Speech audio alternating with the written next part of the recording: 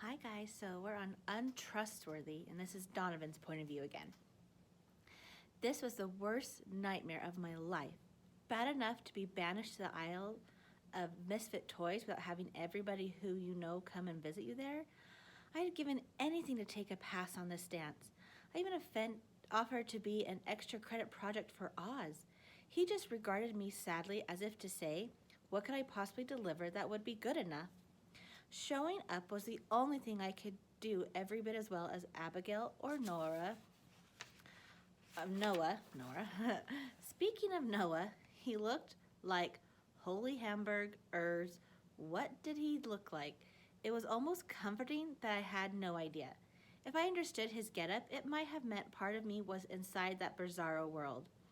I saw the smirks and overheard some of the nasty remarks directed toward kids like Noah and Abigail, who was dressed for the National Spelling Bee, or Latrell, who had asked at least a half dozen girls to dance and had been shot down by all of them. If Oz thought this would be confidence building, it was nuts. Party! It wasn't easy to drown out the sound system, but Sanderson bellowed it right in my ear. Nesbaum was beside him. It was a bad omen. What a night, huh, Donovan? Lots of hotties in this crowd. Her, for instance.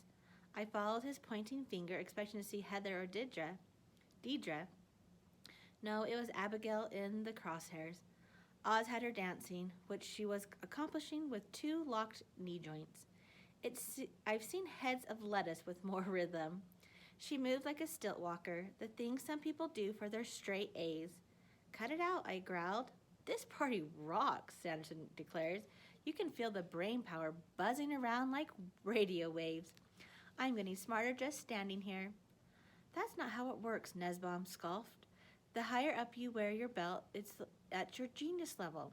If I buckled mine around my forehead, do you think I could go to school here just like the great Donovan Curtis? I groaned. Hilarious, guys. Now, go find... My voice trailed off. Mr. Osborne had left Abigail and was venturing on in search of somebody else to annoy. Now the Daniels were pushing through the crowd, heading right for her. Come back here! Who was I kidding? I never make myself heard over the music. And if they did hear me, would they listen? Fat chance. There were only two Daniels, yet they seemed to swarm Abigail, surrounding her, smiling, being charming, all the while smirking and rolling their eyes. Their audience was everybody, the Hardcastle kids anyway.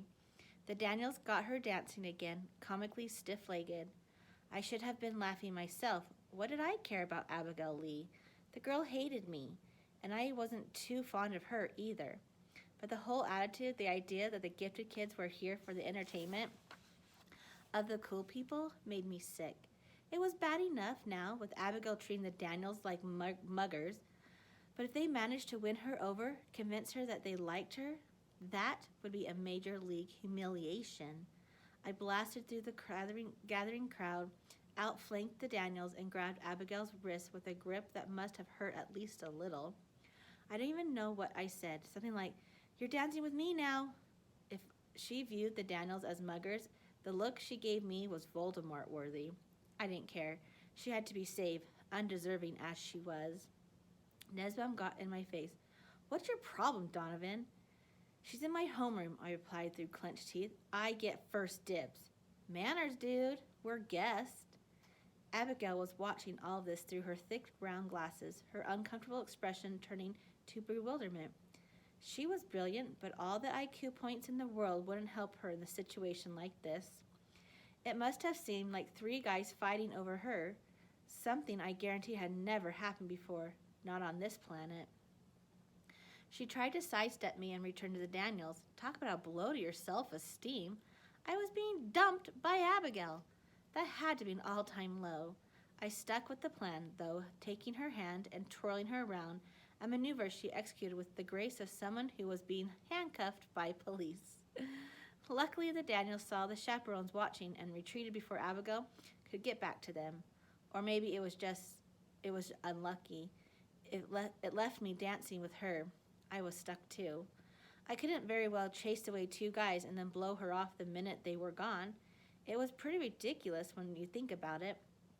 I didn't even like these school parties. and here I'd gone to great lengths to saddle myself doing my unfavorite thing with my unfavorite person. At least the Daniels had retreated. I saw them over by the drink table, now schmoozing some other girl, one who was a lot more their type. She was tall with long legs and a really cute face. A little overdressed, but she made it work. A cut above her standard 8th grade girl who got caught downwind on the makeup factory explosion. I did a double take. That was no hottie. That was Chloe. Plaid flannel? Chloe? I barely recognized her. Man, she looked different. And not just different, awesome. It made sense. This party was a huge deal to her. Of course she'd go all out. And now the Daniels were going to lob a grenade into her night. I snagged Noah by the sparkly vest and yanked him over to Abigail. No problem. Noah, of course you can cut in. Have a good time, you two. I was off like a shot, plowing through the tightly packed attendees. By the time I reached Chloe, she was in her glory, basking the attention of 2 normal guys. Sarcasm intended.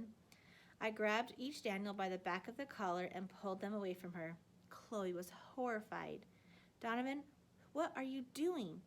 I decided to be more honest with Chloe than I've been with Abigail. I know these clowns. I know them too, remember, from the mall? Beat it, Donovan, Nesbaum urged. Do you know when they say party pooper? That's you right now. I'd never be able to explain it to her. That they were only building her up so they could drop her over the cliff, walking away laughing. So I kept hold of them by the cuffs of their necks and marched them through the exit. Chloe was following us. What's the matter with you, Donovan? You can't treat people like that. Her anger was a microclimate. I could feel the heat all around me, another satisfied customer.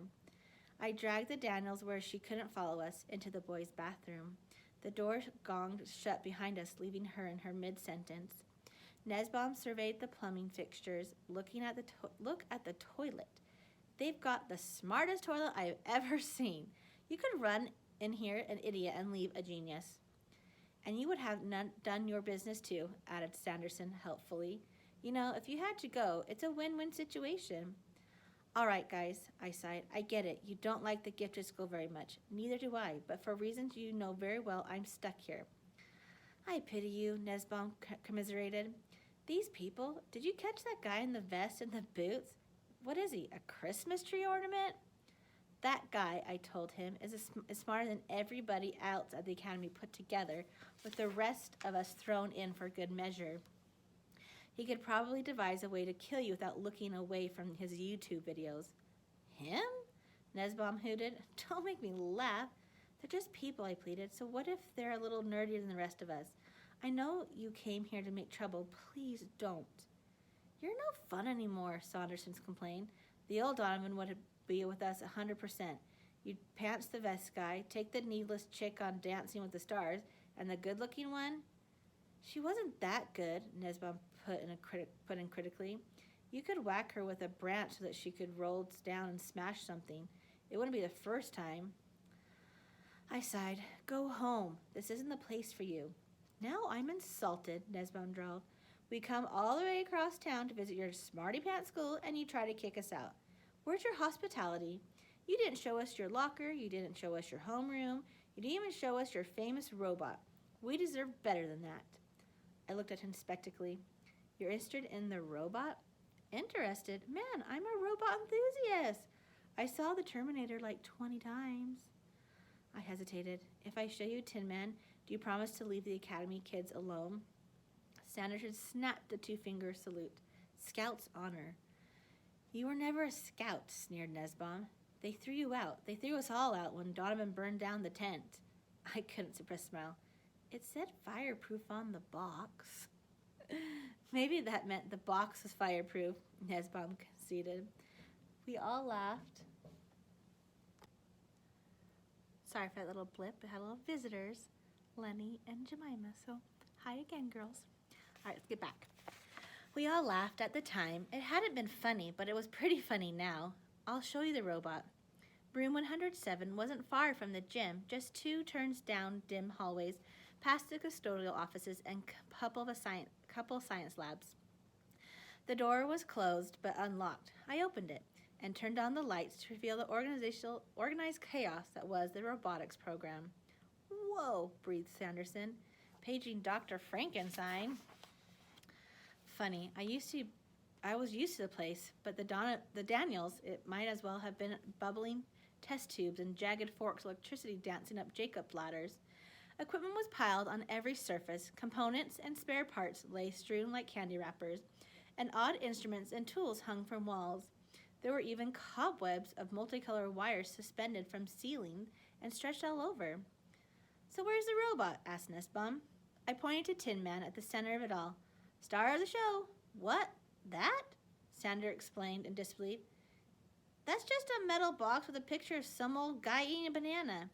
"That's Einstein." "Einstein?" Nussbaum exploded. "He's old, isn't he?" "No, he's dead." "Sheesh, how stupid can you get?" Sanderson gestured at the jungle of wires and technology that surrounded us. "Donovan, you understand all this stuff?" "I don't understand any of it," I replied honestly. "Even Mr. Osborne doesn't get much more than half. That's why it takes a team. We've got mechanical people, electronic people, computer people, hydraulics people, and pneumatics people." "Which are you?" Nussbaum prodded. "I downloaded the pictures," I admitted ruefully. "And I'm good at the controller. Years of practice with video games." Excuse me.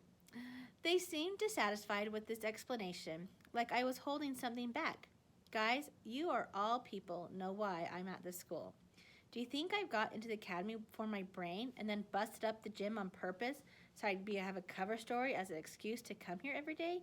I'm hiding. I know it's not going to last forever, but I have to keep going at least until the heat dies down. My family doesn't have that kind of money it would take to fix the gym or to pay for lawyers if we get sued. So please don't make it any harder than it already is." They took pity on me. It must have been the lab that did the trick. Maybe it finally sunk in how unfun it was to be the only mental turkey in a school of soaring eagles. By the time we got back to the gym, the dance was completely off the chain. The floor almost moved with the force of hundreds of pounding feet. Bodies were packed in like sardines. The heat, the humidity pushing past the tolerance level. The chaperones were trying to thin out the crowd, which had to be far past what the fire marshal would have found acceptable. Whatever food and drink was left had been smashed into a paste and spread in a thin film across the hardwood.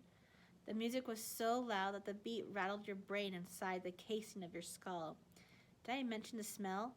Pizza, sweat, and Axe body spray. Sanderson grabbed Nussbaum. "Let's find Heather and Deidre." "I'll catch up with you guys later," I promised. It was a lie. The only person I intended to catch up with was Mr. Osborne. Once my extra credit was in the bag, I was out of here. You couldn't push through this crowd anymore. You had to be swallowed, the way an amoeba ingests its food.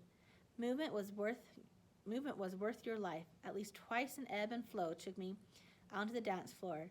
At one point, I passed very close to Chloe, who glared at me, still miffed.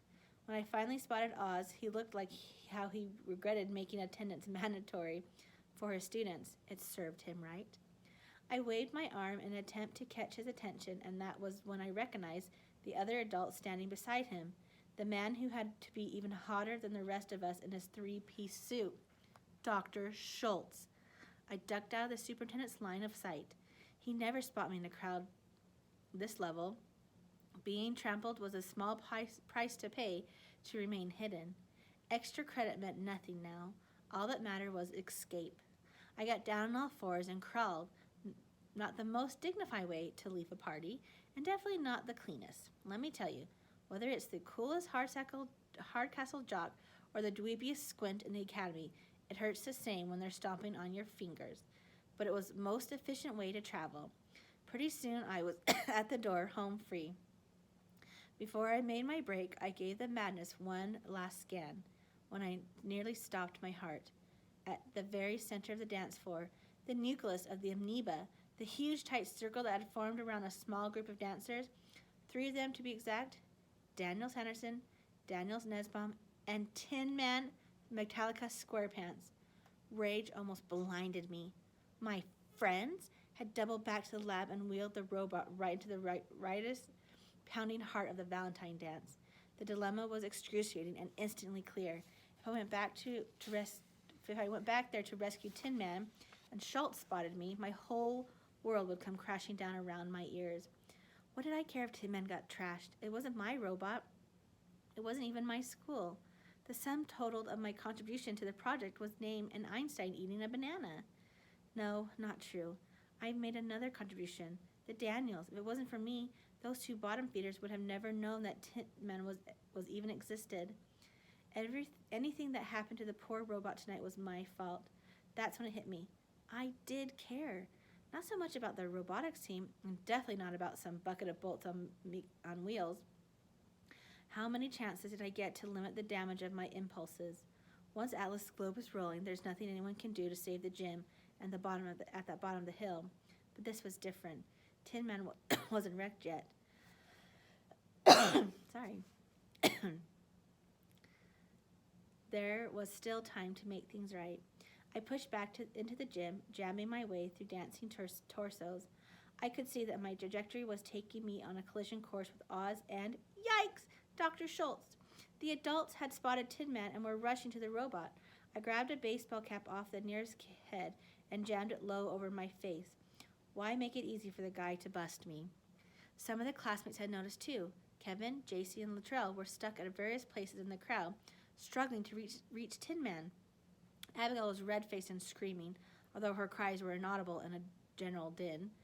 Chloe got behind me, riding my wake toward the scene of the crime. We were making progress, but would we get there in time? At the center of it all, Sanderson was draped over Tin Man's back, rolling the robot to and fro as it was slow dancing with it. Nesbaum had hold of the two forklift arms and was jitterbugging on his own rhythm. I tackled him to the gym floor, and when he went down, he took one of the arms with him. Triumphantly, he held it over his head, and an enormous cheer rose in the gym. To my classmates, it only meant one thing. Tin Man had been dismantled. Kevin Latrell faced down Sanderson. "Get away from Tin Man," Kevin bawled. Problem was, those guys had never been in a fight in their lives, so their body language was completely unfight-like. Latrell could even make a fist properly. He had his thumb pressed inside his fingers. Sanderson took one look at that and laughed in their faces. He stopped laughing, though, when Abigail booted him in the shins. "Get out of my school," she struggled for the right put down. "You average person." That's when it got ugly. A shoving match broke out after a few seconds. It was no longer just the Daniels versus the robotic team. The conflict had widened. It was now Hardcastle versus the Academy. All the resentment, the jealousy, and the bullying attitude toward the gifted program boiled over at that very spot, turning the dance floor into a free-for-all with Tin Man caught in the crossfire. The blood-curdling shriek was barely human. We all looked up to see Noah poised atop the DJ giant speaker tower, muscles flexed, at least that would have he had any. The bizarre pose left no room for interpretation. It was a ridiculous time to notice it, but I finally understood what his outfit was supposed to be. He was a WWE wrestler, just like the ones he had seen on YouTube, only 50 times skinnier. And before everybody's horrified eyes, he did exactly what they do on SmackDown. He launched himself off the tower in a spectacular dive into the fray. I figured he was dead meat, but his fall was broken by the people he landed on. The crowd swayed, absorbing his impact. Many figures went down. Tin Man was one of them. Oz looked like he wanted to tear himself in half. I'm pretty sure he couldn't decide whether he should rush to the aid of his fallen student or his fallen robot. And then, for the first time all night, something intelligent happened. The fire alarm went off. At first, I was kind of surprised it wasn't me who did it. It was very much my style. But when I looked over at the wall, the culprit was standing there, still holding on the lever. Dr. Schultz. I guess when you're a superintendent, you don't have to worry about getting in trouble. In the blink of an eye, several hundred kids swarmed the gym floor. Hey, I knew an exit strategy when I saw one. I was gone before Schultz could even glance in my direction.